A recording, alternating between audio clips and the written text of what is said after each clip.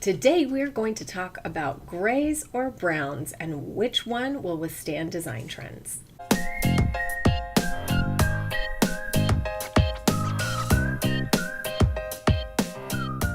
So I'm going to ask you a few questions that you are going to ask yourself when trying to make this decision.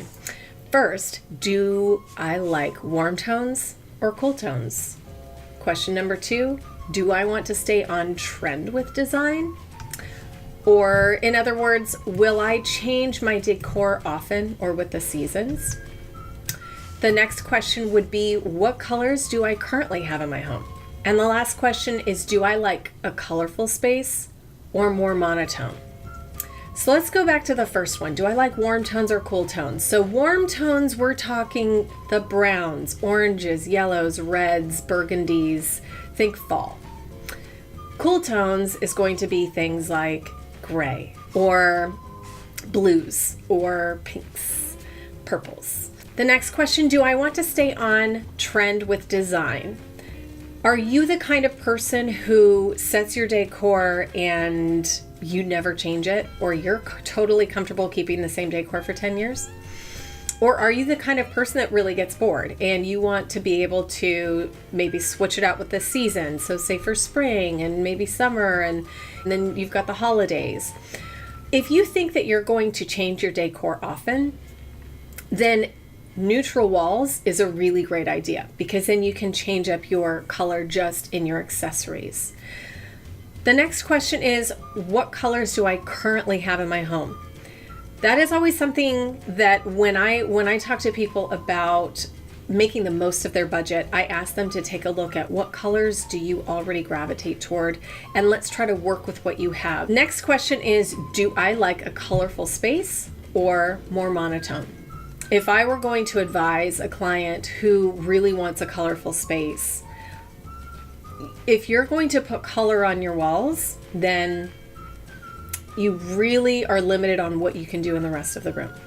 That's going to dictate everything. So I say, in a case like that, when you're choosing between a gray or a brown on the wall, I'm going to say go with grays, and then you can use whatever extra colors or colorful palettes that you want to in your accessories.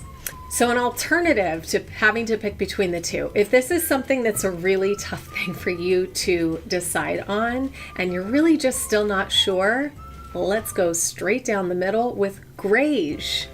I'm going to show you some examples of what a grayish would look like. And these are my top 5 picks. And I like Dunn Edwards paint. That is my go-to paint company. I like the quality of their paint. Their prices are reasonable. So this is why it's my favorite line. So if we're going to start with kind of a soft, really, really soft color where it's not very potent on the wall at all, Whisper Gray is for your lightest grayish. Muslin is one of my go-to colors. This is something I have used over and over and over again.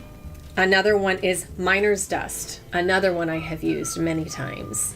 The next one is Fine Grain. The Fine Grain is one that is more, it's got a little bit more of the beige in it. And last but not least, for a deeper color on your wall, Drifting is a really, really great one to work with. So now if you look at them all kind of fanned out with each other, you can kind of see the variations in color, that some have more blue, some have a little bit more beige.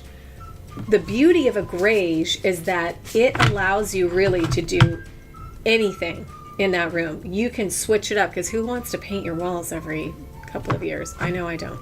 So what that allows you to do by doing neutral walls is it allows you to make whatever choices you want to in the rest of your decor.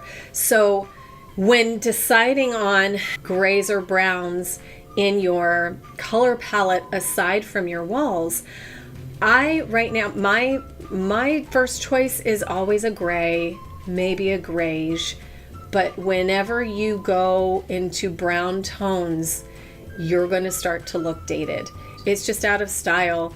So you know what I'm talking about when you go into some homes or say even, some restaurants or their bathrooms, and it's got the multicolored brown tiles, maybe like a mosaic tile with beige walls and a brown cabinet and like a brown granite. Don't do the brown on beige on taupe. Don't do it. Find colors that inspire you. When you're trying to decide if you really are afraid of color and you want to stick neutral, one way of doing it is a really beautiful monotone color. But if you go monotone, you're going to want to go nice and light, right? Like you've seen the all white